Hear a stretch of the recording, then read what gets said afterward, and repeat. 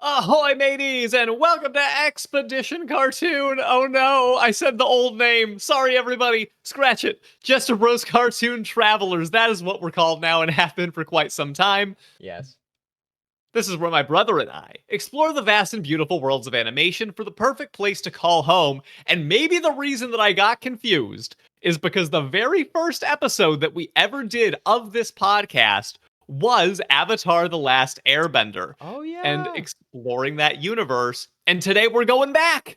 Yes, we are. We are. The first time we covered the classic, the old, and now we're doing the new. And by that, I That's obviously mean we did Avatar: The Last Airbender, and today we are doing Korra. Yes, The Legend of Korra, the sequel to the original series that everybody knows and loves, right? Yes. 70 years in the future, to be specific. So we are going to the same universe, but a different timeline, which is the first time we've done something like this. Yes, yes, yes. And we did establish that in this expedition of ours, as we take this ship around, timeline matters. And Absolutely. we are sort of choosing a time to move in as well as a place. So the problem before, the reason that Korra didn't get covered at all, I think that Last Airbender itself warranted its own discussion. We probably would have split it up anyway. But an even bigger reason is that I had never seen The Legend of Korra, despite Avatar: The Last Airbender being one of my favorite shows of all time. And I am proud to say, everyone, that I'm not all the way through yet, but I'm very close, and that problem has been remedied. He's seen it. Well, almost all of it. Not totally everything. Not to out you. Yes. No, you're fine. I'm just short of season 3 at this point, and I have one full season to go. The thing is, I couldn't wait any longer, everybody. I had to rush over here to the microphone because I'm mad. I'm mad at everybody. You're mad? Yes. At everybody? At everybody. Oh, you sound like me. What happened? Because you people are sleeping on one of the greatest animated shows out there. I am blown away by how good Korra is. Really? And I am just shocked that it is not met with more love. I mean, we did a bracket thing when we were doing Twitch back in the day, and I remember Korra doing very well and people saying, "Oh yeah, man, Korra's pretty good." Yeah. Pretty good. This show is excellent. I am like so bullish. I love The Legend of Korra, dude. Wow. I love your enthusiasm, and I'm tempted not to say anything so you can maintain it, but I think it's okay.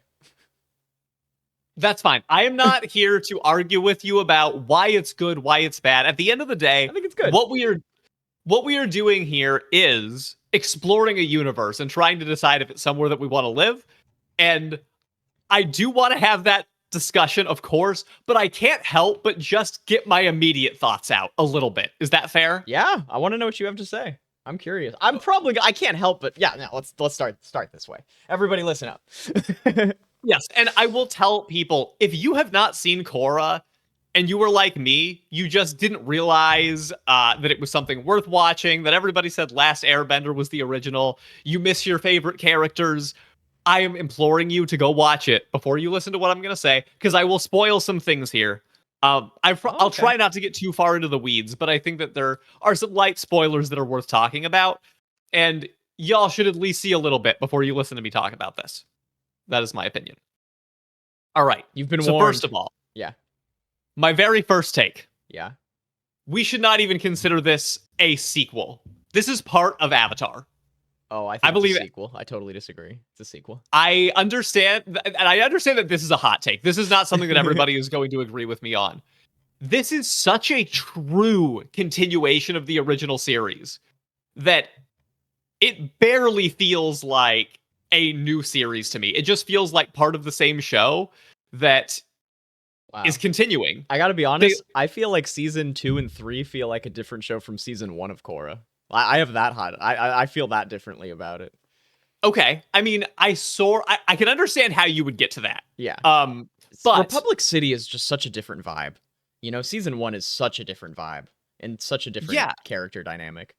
Sure, but I think that what I failed to grasp before I got into this was just how crucial the original story is to The Legend of Korra. you know, Sure. this is not a world where every one of our main characters have died. Many No. of them are still not only relevant, but major plot points. Yeah. And really, and their lineage, some of their kids are some of the best characters in the show. Uh, I actually think that's probably why I don't feel this way personally, but I think that is probably why some people actually don't like it quite as much because both series. You risk changing the perception of what that character is and challenging the audience to think, is this actually something the real Toph would do? And even begging that question makes you draw a distinction between the real Toph and the sequel Toph. You feel what I mean? 100%. And this thought ran through my mind. I'm Yeah. about to drop another hot take. I love how flawed the adult versions of the original characters are. I think that is an incredible choice. I think so too. I honestly don't remember. I'm not going to speak to the quality too much or review it myself that much in our episode because I haven't seen it in a really long time and I didn't even finish season 4, so I don't like fully remember a lot of stuff. But I remember liking Toph a lot. I don't remember us seeing a lot of Katara. She was in it though, right? She's in it, yeah. I mean, she's a part, and maybe not as integral a part as some of the others. Uh, but I think that something I just found so fascinating is that it turned out that Aang, the literal Avatar, not the best dad. He made a lot of mistakes. He Yeah. gave pure favoritism to his Airbender son and sort of neglected the others. And I can see some people being like, Aang would never. I'm like, sorry guys, Aang probably would. Like, not to like speak to how his character was when he was 12, but we Yeah. all Yeah. change as we grow into adulthood and we have Yeah. priorities and the pressure of the world changes us. Well, and he I is thought that was a terrific choice. I really did. and he is a golden retriever type, and it's not that he didn't love his kids, but he would just get so excited about having a like think about it this way, everybody, in defense of adult character Aang. Imagine you're the only airbender on the goddamn planet, and you finally meet another one. How could you not have a special bond with your first airbender son? Yeah, You know? How could you not? You'd have to. totally. And you can understand how Aang would be that way, but you can also understand how his other kids would feel really messed up by that in a lot of ways. And Privilege. I just Privilege. it was No, I'm so just kidding. it was just so human, Yeah. No, right? I like that too. And Toph makes you see a flashback to a really, really questionable choice that you would hope that Toph wouldn't make. Oh. But Toph made questionable choices when she was in the original series too. And I know it's a spoiler, but could you remind me? Because I don't remember and I want to know. I'll just say that Toph is willing to play into a major conspiracy to protect her own image as the police chief of the nation. Oh. And Well, the police would never do that. That's not realistic. See, They it's just, would. That's I the think joke. if people really have the takeaway that they're upset because my characters wouldn't do that, sorry they did. Like a lot of the time, I am not willing to accept. Or let me back up a second. If somebody hates the DuckTales reboot, which is a bad take, I think it is perfectly fine to be like, well, that's fine because your version of DuckTales that you grew up with is not tainted by the existence of the reboot. And I generally feel that way with sequels as well. But I'm saying for this show, you actually, if you don't like Korra, you are within your right to feel like it's tainted because that's how strong of a feeling I have that these shows are so beautifully connected. That's so I'm willing to funny. sacrifice that. Yes, I gotta say, I usually disagree with you on that take. I think sometimes it's true, but like I used to love Star Wars, and for me, the taintingness comes from the oversaturation, right? Like Sure. for the new DuckTales, you could just not watch the new DuckTales. There's no way you're getting through society and being a fan of media and not seeing a ton of stuff about the new Star Wars stuff that's going on. There's no way. And Okay, you can't I can help understand but that. slowly develop a more and more sour feeling every time you hear of a new thing and that it's bad, or even that people like it, but it's so different from what you love. Do you know what I mean? I do understand how the emotional connection to it would feel that way. And to clarify, what you're also saying is, as a result, you also lose interest in those original films that you loved. Well, yeah, and because part of it is part of the reason you love something a lot of the time is the culture that you got into, right? Mhm. So like if you watch those original few Star Wars movies, whether you consider that the first 3 or the first 6 or whatever, right? Everybody who loved Star Wars had that connection, and everybody got together and rejoiced over their love of Star Wars. You can't do that anymore if you're a Star Wars fan, because if you say you like Star Wars, that the video games, that could mean I like The Mandalorian, that could mean I only like the originals. And if anything, you're more likely to get into an argument with somebody about Star Wars than just enjoy it with someone, you know? And Okay, that's a I shame. totally understand that. I get, and you know what? I think that's a really valid perspective. Generally speaking, and I think the oversaturation is a very interesting piece of the argument that Yeah. I have a hard time disagreeing with because I can see the burnout. Yeah. Uh, But I don't think Korra suffers from that, though I do agree with you that Korra is so clearly integrally connected to the original that I could still see people being getting in an argument about it if Avatar gets brought up. That yeah, does because happen. I really I don't think that you could say I don't think you could take the philosophy that I normally have about these things and say I'm just gonna live in the world where Korra didn't exist and Toph didn't do these things. No, I'm sorry. Toph did them, I don't know, you could and still do that. if you really want to, fine. Listen, play whatever mental tricks you want. I mean, But what I don't even remember what she did, so it's not even a trick for me. It just didn't leave as much of an impression. but what I am telling you all is that I think that that is perfectly fine. I think it is good and kind of awesome to me that some of these beloved characters we had as kids were a little bit flawed as they turned into adults and continued to make mistakes. Uh, Yeah. that was that has been one of my favorite parts of the show. Um, I also another bigger take. I think that the minor characters of this series are the highlights. Okay, so that's where I'll start to disagree with you because I got no problems with how they did the. I may be a little bit having Iroh in another time. Like having Iroh in the spirit world felt hard for me because he's so beloved in the originals. You really need to tiptoe around how you do Iroh because Iroh is like a sacred character. You know what I mean? Very few characters in media reach sacred status, and he was definitely one of them.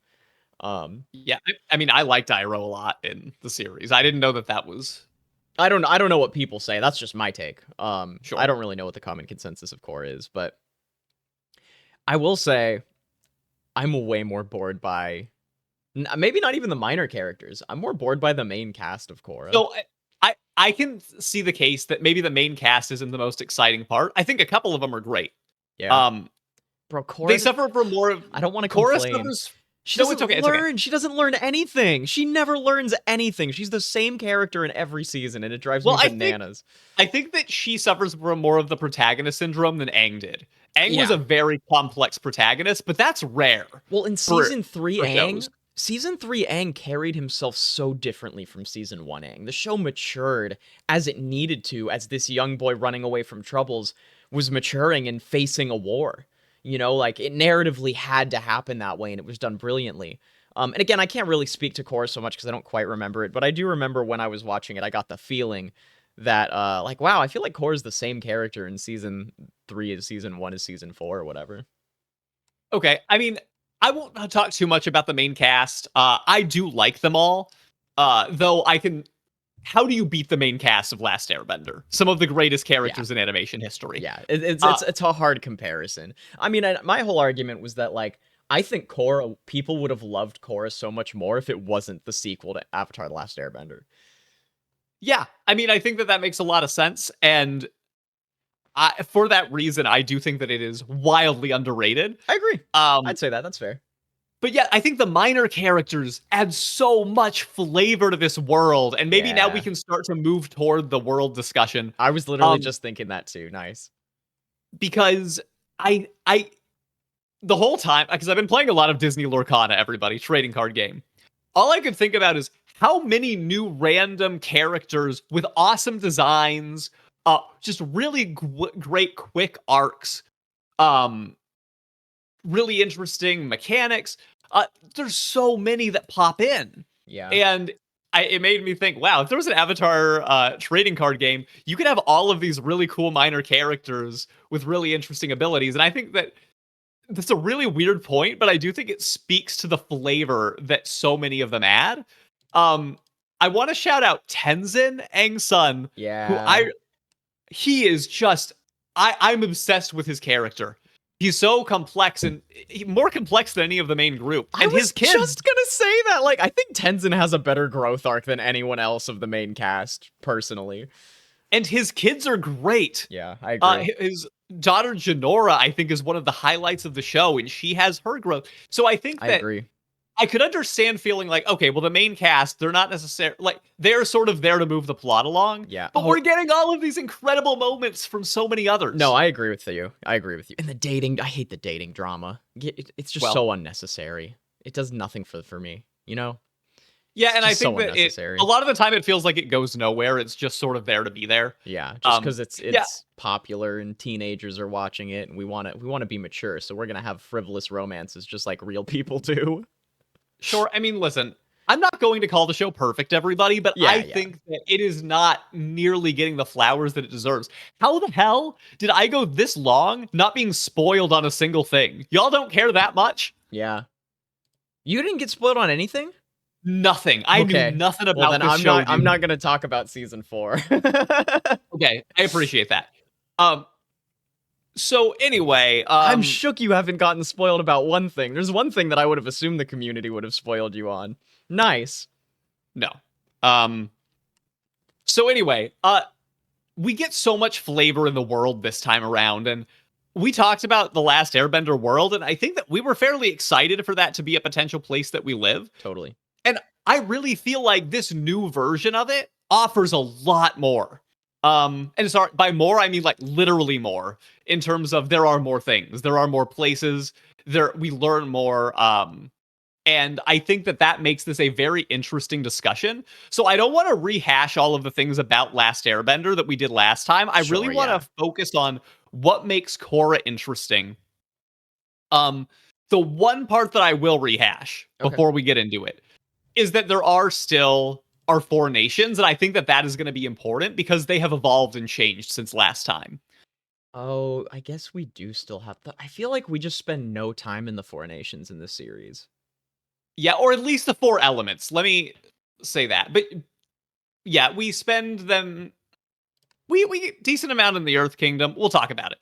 Uh, but the four elements are, of course, earth, water, fire, and air. Some people in the universe can be born with the ability to bend one of these elements. The Avatar is born with the ability, even though they have to learn it, to bend all four. So that is more or less what we're going with here, right? Yeah. So this version takes place at or at least initially, at a lot of the first season in Republic City. And that is this city that has kind of been brought together by Aang to serve as a joint place that people from all four nations can come and live in harmony, which weirdly was not the case in Last Airbender. Everything was very, very split up by nation, and there was not a lot of immigration between the two. So that Yeah. has changed 70 years down the line, and that is very exciting to me. Yeah. Uh, Well, because and I think that was a limitation of the original. something that I would have criticized original Avatar: The Last Airbender for not addressing, actually, or maybe they did occasionally, but I figured it would have had to have been more part of the world, is the discrimination between benders and non-benders. I mean, half of your population are freaking superheroes, and the other half are normal people. Yep. Like, that's a big, big, big difference in like so many social dynamics. You know what I mean? I mean, the ableism has to be prevalent. And we didn't see that much of it in Last Airbender. And that's actually my biggest criticism of the show. And they kind of make it a pivotal part of the whole reason why Republic City exists in a lot of the social issues going on during Korra. And I think that's one of my personal favorite things for them to explore because it's like it's enhanced ableism in action, which is real in our society, you know? Yeah, we do see this movement in season one of Korra of people who feel like we are the non-benders. We do not feel like we are being heard. And or valued by our society because we don't have bending and we want to fight against that. And there is this figure who sort of emerges. It's pretty scary. Amon, is that who you're And talking about? yep. Yeah, yeah. And he sort of serves as the voice of those people at first. And I agree. I think that's a great, really interesting plot point. Yeah, and Um, I mean, approach this philosophically of our real world however you do, listeners, but it makes sense to me that people who feel like they're suppressed and don't have a voice would eventually appeal to a dogmatic and potentially, malevolent leader. yeah. And how large populations of people who felt like, people don't care about them and their needs aren't as important as the needs of the populace and all this other stuff would develop a certain dogmatic sort of. Yeah. It's almost Wait, wild check. Okay, sorry. that, no, you're fine. It's almost wild that this is a 2012 show. Um, I mean, like, this stuff is so constant. You know what I mean? Like, um, we've been having issues like this in society since like written history has started. you know, so sure. but they definitely Yeah. called some shit. I'll just say that. Pardon my Yeah. French. And I did enjoy that element a lot. I also think Republic City is just a beautiful, sprawling place. One of my favorite things is that we have kind of moved into what feel like the American 1920s by moving into the future. Now, what I will say, we're talking about the world, so this is I'm fully now. This is my criticism of the world. This has nothing to do with the quality of the show. This is a purely taste thing. I dislike it when something that's almost high fantasy tries to be like the real world. I Okay. really I hate it. understand that. And I remember when Korra came out and I saw the city designs and we already knew that it should be going that way, right? This shouldn't be that surprising because the Fire Nation in the original series was practicing with new industrial technology. There's that whole episode with the that Airbender or the Air Nation colony, kind of Air Nation colony. If you remember the show, you know what I'm talking about. They were developing weapons and new technology for the Fire Nation, and they were starting to kind of start an industrial era. So the timeline does make sense. I think some people had the take like, this just came out of nowhere. It's like, no, this was totally building up. It makes sense that we went this route. All of this makes sense, actually. I think in terms of world building, it's very well structured. But it doesn't mean that I like being around it anymore. Like, like the designs of Republic City, the colors are so much more muted. The people feel more sad. And like, that's one thing I loved about the original series was the nature and the simplicity of it all. You know what I mean? I can totally understand that too. Um, and I see where it being a taste thing matters a lot. I'm a huge fan of the whole Roaring 20s vibe. And at first, I actually was skeptical. I did think, okay, this is stark. This is so different Yeah. from what we're used to. And it grew on me really fast. Oh, Um, I liked I some things. You know what I loved? The pro bending arenas. Like Let's talk about that. let's talk about that, dude. The pro bending arenas were one of the coolest additions that they added in Korra because you know that as capitalism starts to be more of a thing, which is clearly the route that we're going, we're gonna develop competitions and games. And we saw games in the originals, but because, there wasn't really there wasn't a sport about it. You know what I mean? Like the only sport we saw in the original was the airbending sport, and all the airbenders died, so that's where that sport went. But it was like the one that Aang plays with the. You know the one I'm talking about? You remember I that? absolutely do, and I don't remember what it's I don't called off the remember top what of at my all. head. I just want to say bocce ball, and that's a real sport, so that's not it. But whatever it was really cool. But yeah, the pro bending arenas where it's like a martial arts. There's a scoring system. They have these like really well laid out rules for how it works and how you have to advance on the stage and stuff. I'm like, dude, this bending arena concept was so sick. I wish they did more with it. Yeah, I paid very close attention to how the mechanics worked Yeah. because I was going to call them if I saw anything that seemed like it didn't make sense. Yeah. And it was so thoughtful. Yeah. Like they really understood how the rounds went. They explained all of it. And I'm like, man, you invented a sport. This is Yeah. really cool. Yeah, I mean, clearly well researched and influenced by real martial arts and like Even the staging rules reminded me of how fencing is done. It was very, very, very cool. I really liked it. I really Yeah. like it. Present tense. I still like Um, it. yeah, because the sport is still ongoing throughout the series, and it is. I like. Look, there's a lot of things that are going to be sad about that world, and stuff like this. It's entertainment that Yeah. helps people take their mind off it, and Okay, super bringing in the side tangent. radio. I gotta Yeah. ask. Do you think that Korra should have been banned from the tournament? Oh, for being the Avatar. Yeah.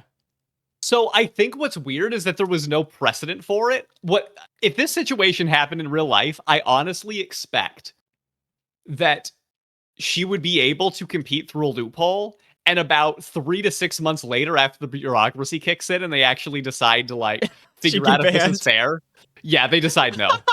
Well, here's the thing, right? Because when we're introduced to Korra, she hasn't like mastered all the elements or anything. She's got a really good handle on it still. Like more so than Aang did when we met Aang, which I think was cool for, showing that they're just gonna have very different character journeys. Um, but they did place the rule on her that she's has to use one element and she's not allowed to use any others. I think that's actually Yeah. that is a fair nerf, right? Yeah, I totally think that's fair because it creates in any game design, you need a balance of predictability Yeah. that people can operate with a framework that it works a certain way. And I think that's the kicker. But here's the thing.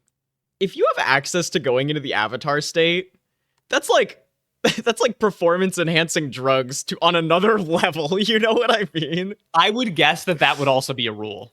But If I it don't know wasn't if you right can away. always see it. Like you could probably hide that you're using it. Well, listen, at this point, we've established that there are ways to film things, and it is clear that the avatar will have glowing white eyes when they enter the Just avatar put in state. some contacts. You could refract that stuff. I'm not saying Well, the listen. avatar would cheat, but like, if we're talking like competitive sports people, let's say you're one of the competitors and you have to face the team with avatar on it and they happen to be doing really, really well consistently, you're definitely going to argue for them to get banned. Probably. However, I will say this, right? We think about it like, well, of course, the avatar is going to be so much stronger than anybody else would be, as if these are amateurs. But the people that make it in pro bending are actually the best benders in the world. That's true. They do practice. You know, and Korra does have to practice really hard to keep up. That's true. Right. We're talking like to use like a United States example, Major League Baseball, it is the best of the best. Yes, we have Shohei Ohtani is doing it better than anybody. You could call him the avatar of baseball because he can pitch and hit. That's fair. But he's still competing at the top level and he's not going to win every time. And I do That's sort true. of feel like well, and I guess that's how it would go. A sport doesn't like, let's say you're the best bender in the world, right? That doesn't actually mean that you'll be good at a sport relating to bending, because it's not about how good of a bender you are. It's about how you play the sport and adapt to its rules and the 100%. player base. And like, let's just say the strongest man in the world decided to play baseball. Nobody's going to think that guy needs to get nerfed because there's a good chance he's not going to be able to hit the ball. Exactly. There's pitchers who are going to be able to strike him out so fast. Yeah, without exactly. issues. And we see that with Korra. She tries to play the sport and she immediately gets like a ton of rules called against her because she doesn't actually know how to play. Yeah. I mean, being the avatar does not make you the best bender in the world. Practice does that. We learned that from Aang, and we learned it again from Korra. Wow. You have access to all 4 elements, but you are not just inherently the best that there is. And even if you were, it wouldn't make you the best at the sport. Wow, we look at the sports philosophy we got into in this one. I didn't think we were going that route. I know, me neither. And actually, we've talked ourselves into, for me, yeah, she should be allowed as long as the right regulations are in place. Yeah, actually, I think I agree. I think that's fair. So Republic City has all of these, I call them awesome, features that remind you very much of like old Hollywood, and movers are becoming a thing where Bo Lin, one of the main characters, even becomes one of the very first like Charlie Chaplin-esque film stars in silent films. Yeah, that's right. So there's a lot of entertainment. This is kind of meant to be the sprawling place where it's all happening. You might even call it like a New York City, Los Angeles type city. Totally. It's meant to be a melting pot, and I find that very, very cool. But the other nations still exist, and a lot of people will still choose to be where they are from. Uh, the Southern Water Tribe is still a tribe. It has expanded, but it's still kind of what it was in terms of they kind of live in tents, and Yeah. it's a very tight knit local community. And there's a lot to that. Whereas the Northern Water Tribe, uh, kind of how they were before, still a lot of technology, still community, but it's much larger. So those are just a couple examples, but yeah, all of the other places, they still exist. So Republic City is not the only place that you can go. Um, I kind of want to talk a little bit about the Air Nation because we get to learn so much more about airbending in this series. And I loved and have loved what they have done with the so we've seen the Air Nation temples before. We spend a lot of time on Air Temple Island here, and that's kind of where Tenzin and his family have their home base in hopes that eventually they will be able to, I guess, bring airbending back. Because Tenzin is technically the last airbender after Aang passes away. That's his son. Yeah. But then now he has three kids, all of whom can airbend. And, you know, in the beginning of the series, we sort of get an idea of, all right, well, how this is going to go is they will go on and find significant others. And then over many, many, many cycles, there will be airbenders again. Unless, you know, they don't have partners and it fades out. However, this is going to be a fairly major spoiler, I would say. So if you really want to watch Korra, I'm actually just going to say you may as well stop here and go watch it. Yeah, that's Uh, fair. but something gets baked into the world where, uh, through seemingly, boy, another super major plot detail. Yeah. We see that airbenders, random people across the world start getting airbending power. And there becomes a recruitment effort to try to find those who want to be airbenders and take them to the temple. And the idea of all of these people who were born without bending to take it on becomes a very, very interesting point. And I would like to talk philosophically about this with you. Ooh. Because they start recruiting people and people start saying, wait a second, you're expecting me to go just become a monk? You want me to leave my family? I'm good here. Like, I got airbending, but I didn't ask for this. I Yeah. have no moral responsibility to you or anybody else to go and join you. Yeah, I Uh, agree. and then which I 100% agree with. And then you get people, it's like, well, you know what? I am kind of here for a greater purpose. And I feel like I have been gifted this thing. Aang's other son gets airbending after he spent his whole life disappointing his dad by not having it. Wow. And What a way to he, phrase that. I mean, that's how he feels about it. Yeah, That, no, you I know, know. I was that's just playing. Tenzin would disagree, I think. And Aang probably himself would say, no, that's not how I felt. Yeah, But it yeah. was the impression that Boomy got, Boomy being Aang's other son. Uh, so I'm asking you, if you were randomly chosen to have airbending after not having it, what do you think is the choice that you would make? So here's the thing. I have the bias in my answer of having seen the series and knowing the cultural context and personally loving the concept of the air nomads, and I also have a background where if somebody offered for me to be a monk in the forest and would take care of my like, basic Maslow's hierarchy of needs, I'd probably do it in a heartbeat as is. Mhm. So, I mean, it's very appealing to me, but I don't have the cultural context of somebody who has their whole life and family and all that stuff. And, I wouldn't expect it of anyone, that's for sure. I think the shock that comes to, I'm pretty sure Tenzin's the one who goes and recruits, right? Yeah, he's Yes, and like, it's so funny, his yeah, expectations. he's like, oh, people are gonna love this. They're gonna be chosen to be this like super special group of people. They're gonna love it. And they're like, bro, I ain't going anywhere. You out of your mind? Like, no, I have a whole like system of living that exists that I love, and I have all these goals in life that I've already started up, and um,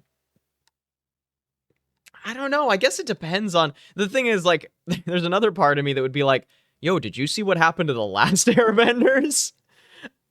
I think I'm good, bro. I think I'm gonna hang out at home. I don't want to get sucked into crazy wars and all your weird politics with bending. Actually, you know what? That's the thing. Like, if the offer was to be a peaceful monk, I think that's something I would take, but with the context wouldn't really make it feel that way. It would feel like you're definitely being thrown into conflict and war and rebuilding a political, like almost like the Jedi Order. Like the Jedi was a religion at the end of the day. And, as much as they were trying to be peacekeepers, here I'm talking about Star Wars again. That's so funny. Here they were trying to be peacekeepers. I still wouldn't want to be a Jedi because they're so politically involved with the Senate and all of this other stuff going on. I think I might actually feel that way about airbenders at this point. Like Tenzin, you live in Republic City. You live in like how can you be a monk and live in the heart of New York? That doesn't make sense to me. You know what I mean? Yeah. I guess he's trying to take him to the Air Nation, but I Right. guess they would feel ingenuine coming from him specifically. You know what I mean?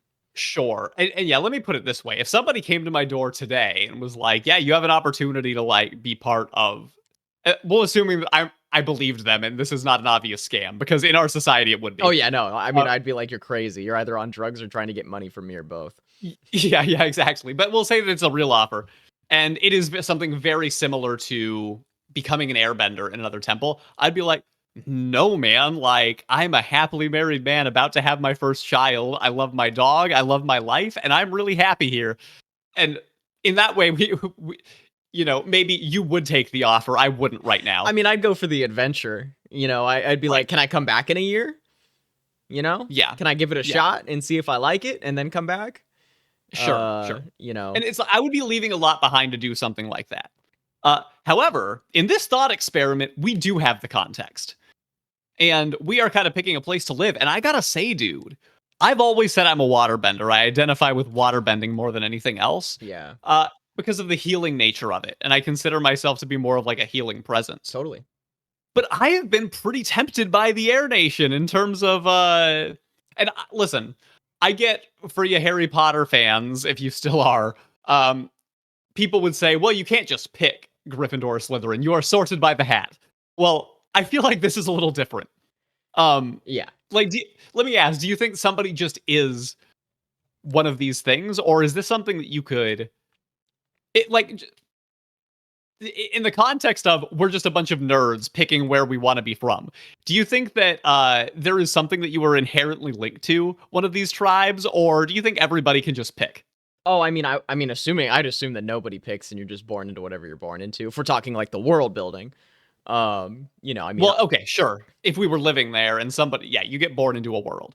But let's say we're just nerds having fun with the subculture. Do you pick, or are you one of these things? Like, could you take a personality test to determine it? I guess is what I'm asking. Well, see, here's the thing. I don't know if what I would get is what I would want. So there's a part of me that's like, I'd rather pick. I mean, I would do both. I'm just interested in both, Sure. For our experiment, because we are nerds and that is exactly what we're doing. Let me ask you, you think your vibe is water, right? Yeah, I think that if there was some sort of Avatar universe sorting hat, I think that I would probably get water. You think you're... I'm gonna try to ask this in not a loaded way. Water tribe is very go with the flow. Yes. Are you sure you wouldn't be an earthbender? You're saying I'm uptight. So, listen. I actually... That's what I was saying. I didn't mean it like that. No, not earthbending. But airbending, I actually have a lot of interest in this time because I do meditate regularly. Yeah. And I love... I also identify as a Buddhist, whether I've expressed that on the podcast before or not. And the ways of the air nomads really speaks to me on a pretty deep level. However, I question whether I have the patience for it and the selflessness to be able to go and live without all these needs, especially now that Republic City is here. Yeah. I would be the one probably who wants to go watch the movers and go to the pro bending games. And even though I definitely see a world where the air nomads are very appealing, I think I would have a hard time pulling myself away from it. The one part where I would say I do see Air Nation myself, frankly, is Tenzin, who is a lot like me in a lot of ways. He is a lot like you. Oh my god. Is that your like animated soul character? That is funny as heck, dude. Yeah, that my is wife hilarious. and I have established that he's basically our kid. Oh my because god. Because of the different traits that he has between both of us, it's kind of spooky. My God, But I would yeah. literally pay money for somebody to make fan art of Alec into Tenzin. That's incredible. So listen, but what I'm saying is, I think that being uptight is just a human trait that it could apply to any of the four nations. Uh, Sure, I mean, I think everything is that way. You know what I mean? I think that ultimately, but I think that, like, for example, Aang had a hard time learning earthbending because of his temperament.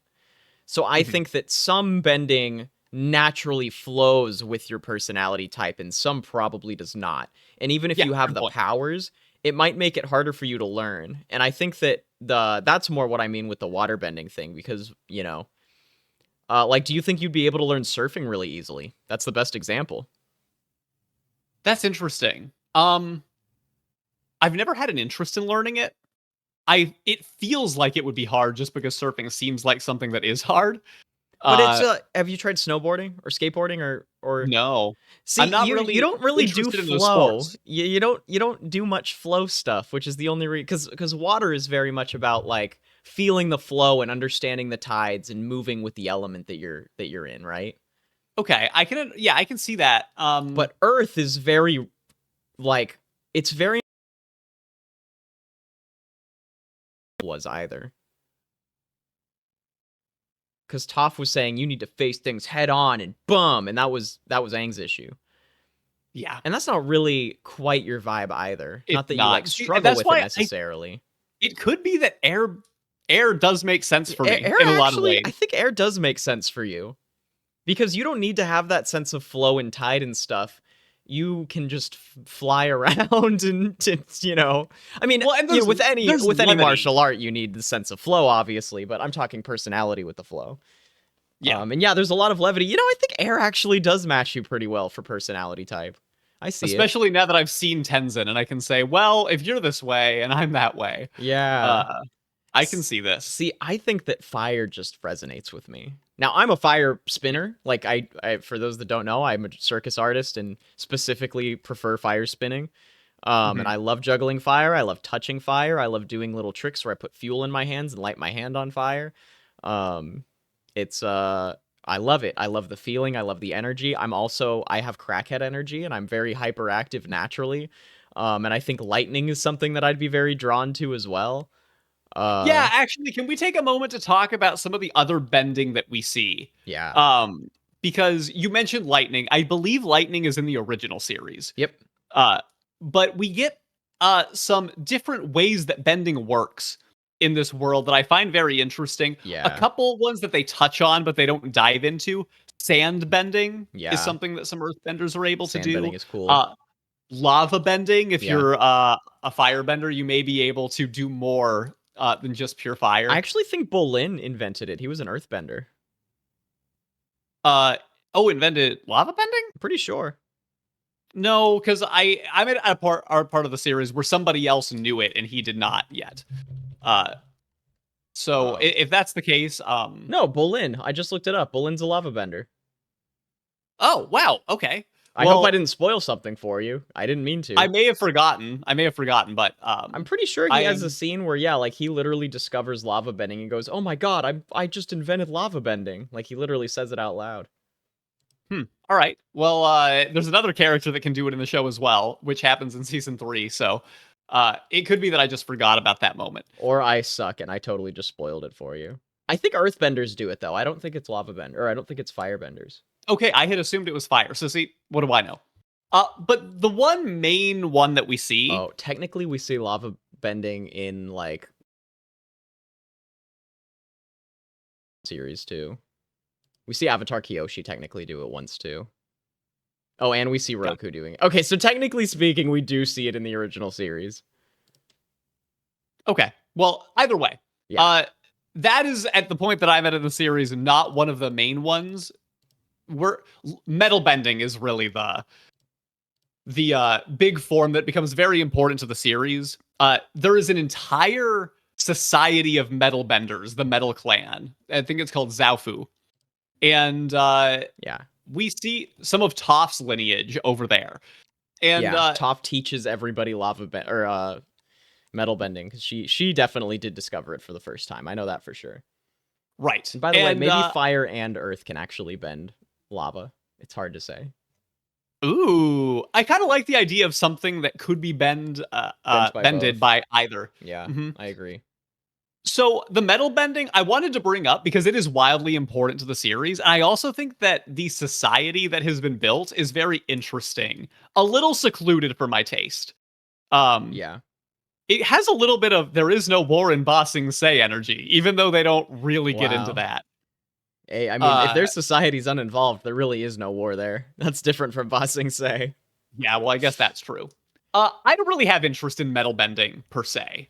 I I think just it's cool. thought, yeah, You're definitely very limited by your environment though. Like Toph figured out metal bending in a world that didn't have that much metal outside of Fire Nation contexts.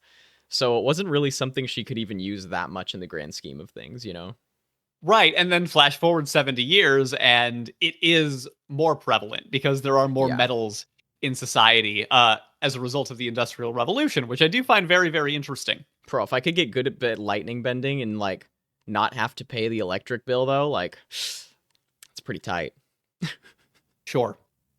Uh, I am going to move on. So, before we get into what is clearly the most fun part of Korra, I would be surprised if you Oh, yes. disagreed. Yes, of course. Were there anything? Is there anything else that you wanted to say about anything that we've already talked about? The world at large that you think is worth mentioning? Oh, also shout out to swamp bending, where the water benders figured out how to bend the plants. I think that's very cool. But that's not in Korra. Totally. I just wanted to say it because it's cool. Oh, and they play a lot more with blood bending in Korra as well, and it's pretty dark. True. Oh my god. Can I make a really stupid joke I thought of? I'm sure someone on the internet has pointed this out. The Please. one non-harmful benefit to bloodbending, if you're a dude, would be the solution to erectile dysfunction. We can move on. Oh my god. All right. We can move on. I'm just saying, if you struggled with that, now you don't. Good job. Congratulations. So I think that's all good stuff to talk about so far. However, the spirit world Yes. is such a fantastic part of Yeah. the Legend of Korra.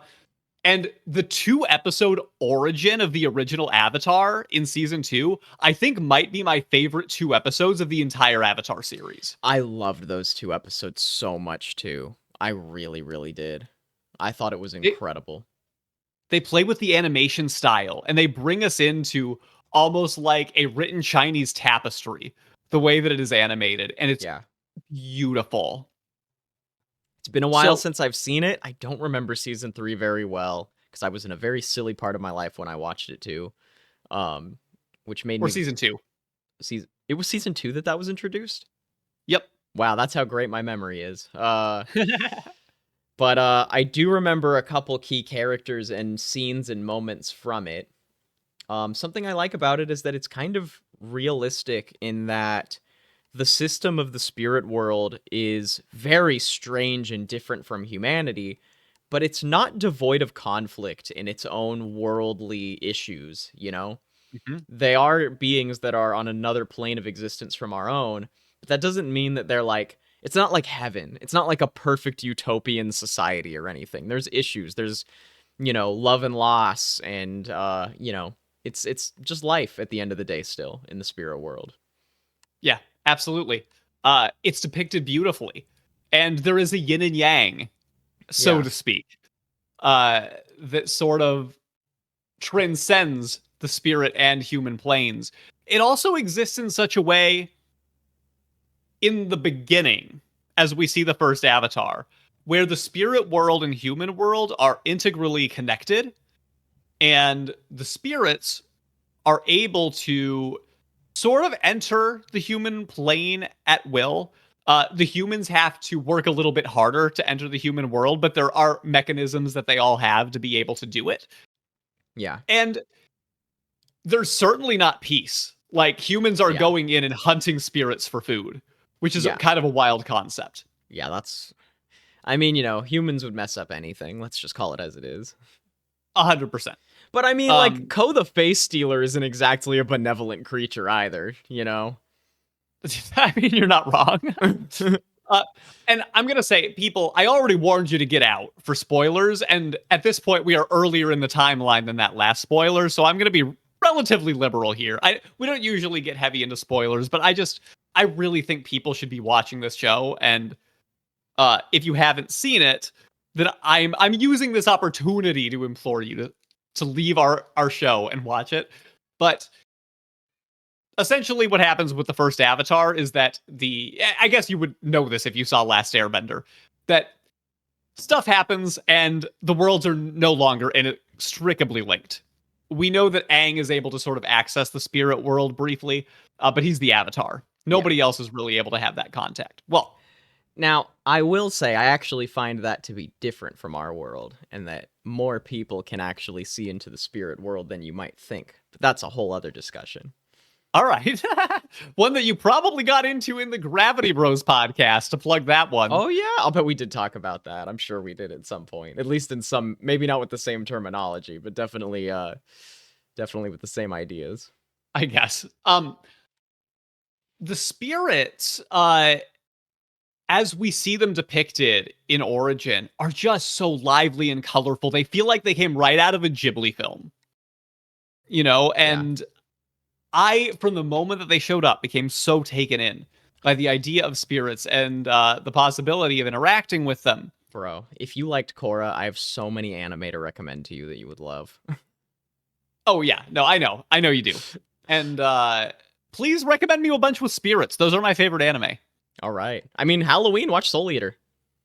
I actually am very tempted to watch Soul Eater for the first time. Watch it I've been again, wanting too. to. I loved it. I love it. So now in the modern day of the Legend of Korra, I'm not gonna. We don't need to rehash the whole thing, but more or less, some stuff happens. There's these sites of the harmonic convergence that are places where you can kind of enter the spirit world, and through conflict and one of the wildest, biggest villains that also looks like they came right out of the anime. Yeah. The spirit world actually returns to its original state of being connected to humanity. And starting in pretty much the beginning of season 3, there are spirits there that can come and go. Yep. And this changes the entire dynamic of us talking about the Avatar universe versus the first discussion we had when it was only Last Airbender. And to me, this is what makes it the most interesting. You haven't finished season 3. Correct. I don't remember the order of events that happened, so I'm going to be very delicately talking about this because I don't want to accidentally spoil anything for you. I appreciate that.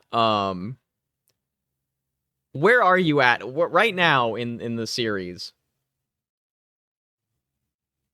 So what is the state of the world? I will say that Ba Sing Se has descended into anarchy, basically. Okay. Or the show's interpretation of it. That's what I was going to like. Anarchy is actually a very organized sense of self-governance that people mistake for chaos, but that's neither here nor there. We'll just say the word chaos because that is the phrase that they use. Yeah, okay. And that's because of the spirit world stuff? No, that is because one of the wildest deaths in a TVY7 show that I could ever imagine happened as somebody's breath was literally pulled from their body. Yes, that's right. I was floored. And I'm going to, again, at this point, we've warned everybody. I could not believe, actually, that this was broadcast on Nickelodeon. Really?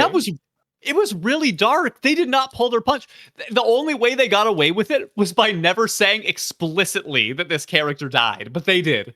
Yeah, I mean, their lungs virtually collapsed when the whole oxygen part was sucked out of them. The way their eyes, I can watch this scene again. Now, listen, I'm not saying that this is Invincible. No, level, of course not. Guys. Of course not. But considering, what you normally get out of animation that is approved for broadcast to children that are literally playing ads for Hot Wheels and Barbies. I just couldn't believe that they went this hard. And the first season, the end of it also had a pretty wild death that I couldn't believe made the show. So they are really not afraid to go for it. And I really enjoyed that too. Yeah. Uh, yeah, no, Korra goes pretty hard, man. And But we diverted from the spirits. you have more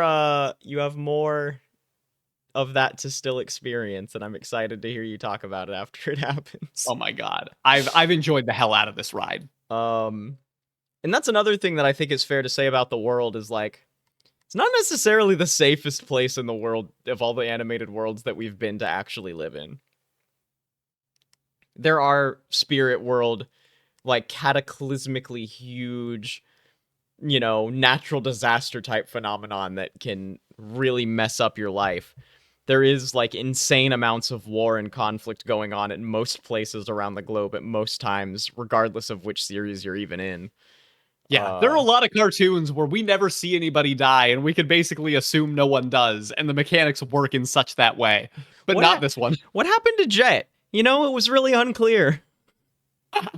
So in the original, when we first talked about Avatar, when we were doing the audio only podcast, which hopefully I've uploaded by now if you're hearing this. If not, it's coming soon, and I'll upload it as an unlisted playlist so everybody on the YouTube channel can listen to it.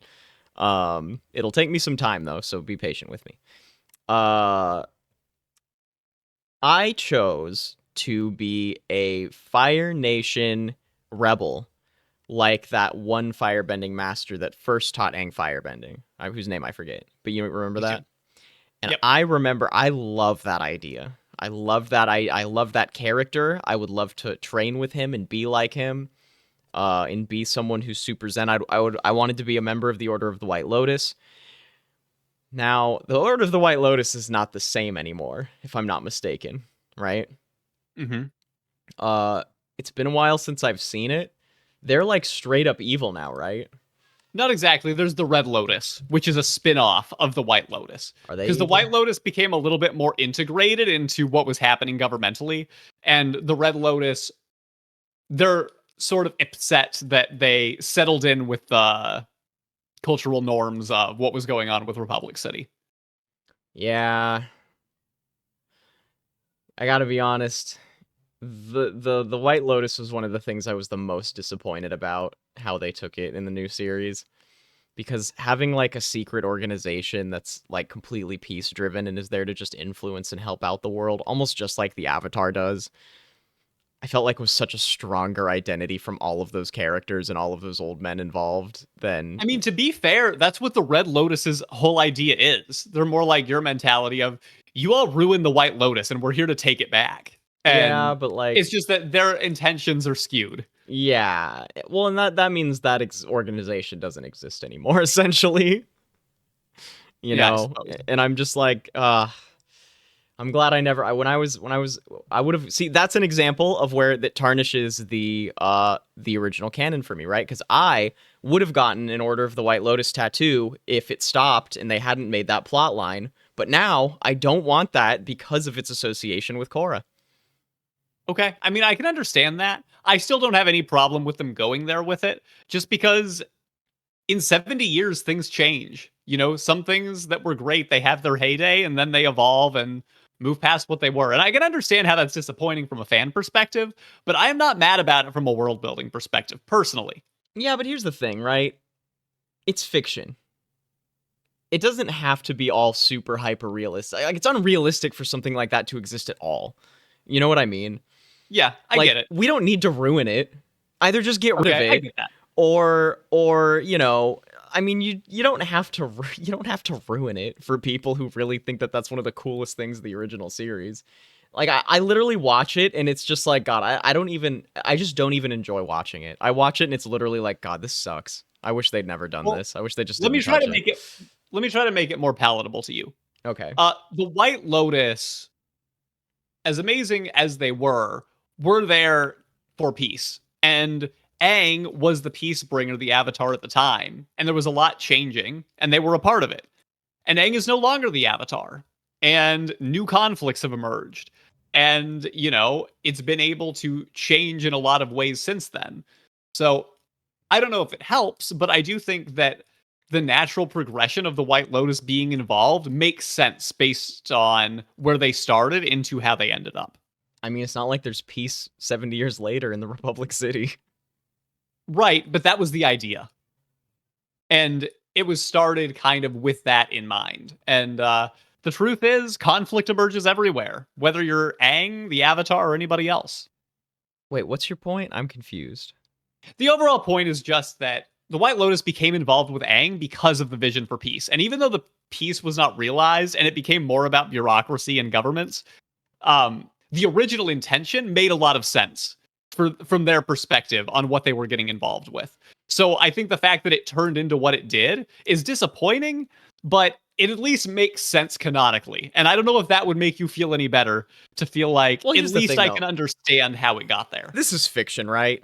I could Mhm. make an argument for how it doesn't make sense canonically because that's how fiction works. I'm not even going Okay, to because it's that's fair. pointless. But like, Yeah. yeah, we could justify it makes sense, but we could justify that it doesn't as well, right? Mhm. Like like, oh yeah, of course the Order of the White Lotus seems to be this organization that's been peaceful and has been handed down through many generations just like Avatar. And then now it just happens to be ruined while we're watching it as the audience in the new sequel. All of a sudden. It's kind of a bummer. You could have Yeah, it is. just written it differently. It didn't need to be part of the plot line. You could have just made the equivalent of the UN and had that be the organization that screws it all up anyway, right? Yeah. Well, regardless, the White Lotus is gone and the spirit world is in. You lose something that you liked, and now you gain something that potentially you like. So Well, when you're thinking about, I mean, I like the spirit world, but I'm not gonna say that I love how it was totally handled in the series. But you haven't totally gotten there yet, so I don't want to say too much about it. fair enough. I even so, uh, I think it's fair to start moving into the conversation about whether or not we would live here, and maybe even a piece of how it differs from Last Airbender, because you already started talking about that. We know how you Yeah. feel about the White Lotus. Well, Uh, see, that was part of it though, because I wanted to be part of the White Lotus, and that was such a motivating thing, and it was such a cool thing to be involved in. Like, I could accept all of the conflicts in the world because I yeah. felt like I could be so part of it. Well, and for our show, you did. You became part of the White I did. Lotus on our very first episode, and you stayed with it for, I think, several episodes. Yeah. Um, and now there's a new opportunity and a new timeline. And you are currently living in the X-Men universe, doing some really noble work. Yeah. I'm a teacher in the school of I'm the social studies teacher. No, I'm just kidding. No, I'm a teacher at the Xavier School of Gifted Children, which I think is Mhm. very cool. Um You don't have to answer the question yet, but if you did move to the world in the Legend of Korra timeline, where are you going? And then if after that, tell me if it is worth moving from X-Men. if I did, I think I don't want anything to do with the human world anymore in the way that it developed. I don't love any of the characters as much as I loved the Avatar ones. And I think that in general, I would probably want to be dead in a spirit along with Iroh, drinking tea with him and spouting wisdom in the spirit world. Yeah, I mean that sounds pretty chill. You know? I mean, I loved the scene that we saw him in too. The scenes, plural, I guess, that we saw him in. It looks Mhm. so it looks just wonderful. I think that I would absolutely be like out there in the spirit world. That's where I would probably choose in Korra, yeah. I don't think I'd want Yeah. to be involved with any of the Earth stuff anymore. It's So so does funny because that? I had such a different take for the original series, but it's because it's too Republic City in the whole plot they went with there before it got into the spirit world stuff. But even that becomes so fictionalized that like I might as well just take the spirit world still. The problems are just so it's just so much like our problems in this world Mhm. that it's way less appealing for the fantasy element of me want to be in there. It's like, oh, Republic City is kind of just a city that has, corporate greed and discrimination and all of these things. Not that that stuff didn't exist in the original Avatar series, but it was built in a way where you felt like you could really be a part of some change. And I don't feel like the big social issues are actually ever addressed in Korra. They just kind of are still there. and our protagonists finish their plot lines. But like, you know, like at the end of season 1, it's not like any of the like bending, discrimination, and ableism has been solved on any level. You know what I mean? Yeah. Like, there were no government programs made for helping people who are non-benders out. Nothing was solved. It just ended. And then they don't talk about it anymore. I can kind of understand that, yeah. You know what I mean? And I'm just like, I don't feel like it's a world where I feel... It has the same issue that I have with this world. It feels like it's impossible to do anything about it unless you're super freaking wealthy or like the Avatar. You know what I mean? And I'm not... It's less appealing for that reason. So it makes me instead of wanting to be involved and help with society, it makes me more inclined to be a spirit and maybe help on the subtle world somehow, like Iroh does, feeding wisdom to the Avatar. But like, I don't think I'd want to be involved with the interminglings of the people very much anymore. Okay, so then the question becomes, is being in the spirit world with Iroh better than being in the X-Men universe? And the thing is, I like having that meaning in life. I don't think Fair I enough. would want to live in the Korra world. I really don't. It's just...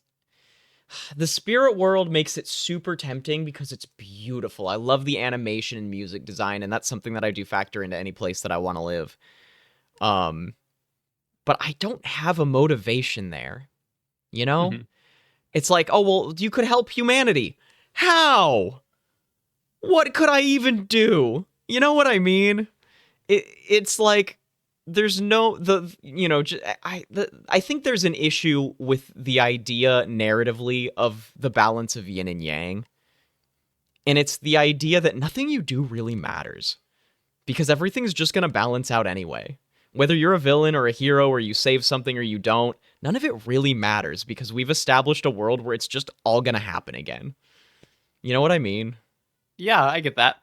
And it's like, it makes it so much harder to be dedicated to a role because it's like, why would I even do this? Because there's no payoff for helping. You know, whether we defeat the evil spirit or not, it's the yin and yang. It's not like they're going to be dead forever. That's how the story is built. That's how the system is built, you know? And it's like, you know, there's no way to save any of the issues that humanity is blooming into, and it's just going to become like our world and just be a big mess of human garbage. And it's like, it's kind of depressing to me, to be honest.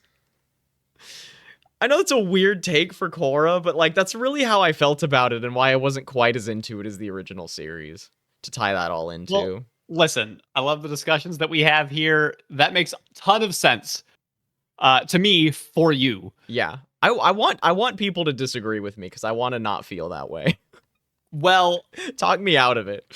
Gear up, Okay. because I'm moving, everybody. I have found a new home. You're moving! Wow. I'm moving. It's done. I'm not going to waste any more time with it. I've been in the Fantasia universe for a while.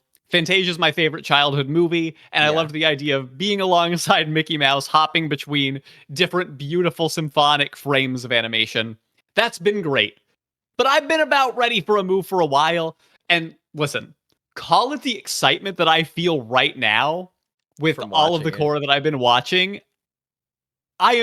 The idea of moving to this place right now is so overwhelmingly exciting to me because it actually fixes all of the problems that I had that were preventing me from wanting to stay in the Avatar universe the first time, which is a very different take from you. I loved the piece of Last Airbender, but I felt like if I was there, I would A, get bored, and B, it was very war-torn in that timeline. Yeah. So there was almost no good place to go to feel like you could really appreciate that piece. Well, I mean, it wasn't peaceful, technically. It was just simplistic living in comparison to now. Yes, 100%. I wouldn't call it peaceful. I would just call it not... It wouldn't have spiked my anxiety the way that living in a city does. Sure. And here's the other thing. I don't even want to move to Republic City. Yeah, totally. I would like to be able to visit it because, again, I really like the 1920s vibes. I love that there would be radios. Totally. There's this... It appeals to this nostalgic sense in me. of always having wanted to be able to experience the Roaring Twenties thing at the Yeah. moment that it was happening, to be part of this exciting growth. That's so funny. I didn't Uh, know you were that into the 20s. That's funny. well, I think that there's something to me about that era that I find very fascinating in terms of how fast culture was accelerating in the US. That's fair. And, you know, for a lot of people, it was too fast. But there was this sparkling innovation and inventions were being made. And the world collectively was really amazed by that. And they Yeah. were all getting together and they were watching the same shows because there wasn't that much to watch. TV was new, films were new. The idea of Snow White and the Seven Dwarfs popping up was incredible. And people were starry eyed a lot of the time about the innovations that were happening. There were certainly a lot of problems, just like there are in the Avatar universe, especially in terms of discrimination and things like that. So Yeah. I don't want to be so nostalgic about it that I turn a blind eye to it. Um, but this is like a really palatable way to explore the best parts of that in, I think, a kind of exciting way. So where would you live then? What would you do? What is the identity of Alec in the Korra world? To be honest, dude, I kind of want to study under Tenzin. You want to be an airbender Uh, studying under Tenzin? I think I do. Wow. Okay. I don't think I want to be there forever. I think that I would want to talk and I would want to understand, like, okay, so Wow. I'm here. Like, what is the level to which I am excluded of this temple? And if it really was, you really have to just be here and be nowhere else, I think I would have some trouble. I think I'd have to audible. I would still pick this universe. Yeah. But I think that at that rate, I might be more likely to be an airbender still, but in Republic City. And it's interesting because I'm totally pulling an audible from being a waterbender in the original. But after we talked it through, I don't know. I'm feeling air right now. I'm feeling air vibes. Wow. And I think that I would like to travel a little bit after I had the opportunity to really meditate, be among. I think that our rule is we would have to live here for a year, right? Yep. I think that I could get so much for myself by really finally, like, I've always had that gear in me to try to really meditate for a long time and be more in a monk-like setting, but I've never really been able to pull the trigger and do it because of how much life gets in the way Yeah, and how totally. much I really do value in my life. But this is what a great way to do it. Like, what if I spent a year there? No matter what, I'm learning a lot. Yeah. And I get to see the amazing, fantastical world of everything that I have always loved about the Avatar universe. I love this place so much. I don't foresee myself leaving anytime soon. And Damn. we'll see. All right. We'll, Damn. but I think, yeah, there's been a time where I regretted moving from Hilda. I felt like I moved from Yeah. Hilda for the sake of the show to try to be more interesting when Trollberg was kind of my spirit choice. And I think that this is the first one that has really, if I had really been like thinking with my heart and following where I wanted to be, this is the first one that would have pulled me away from Hilda for real. Yeah. Damn. So I will yes, say, I'm if we moving were, to this timeline. I thought about the original Avatar, and I'm like, why did I move from the Avatar world? I should have been there this whole time. It wouldn't have been for a very interesting podcast, though, if I just never moved from the Avatar world, the original one. Yeah, it's too bad that you can't go backwards in the timeline if this one doesn't appeal to you as much. Yeah. But Hey, maybe we could revisit it sometime. Who knows?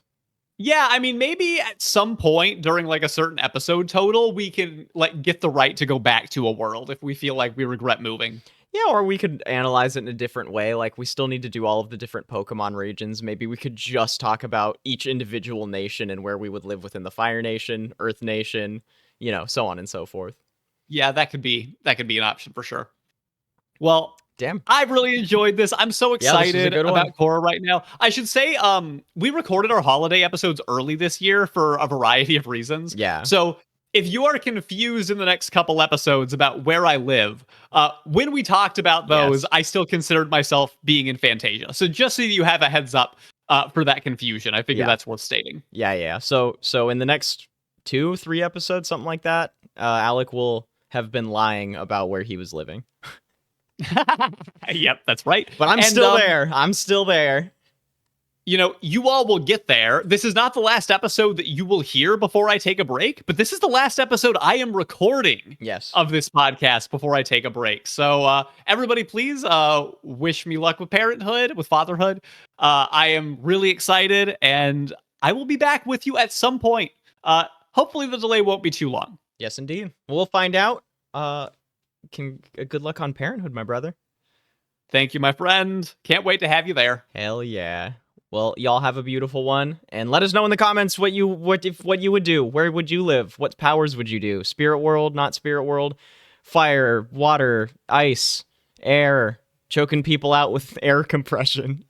Have a beautiful rest of your day. Bye.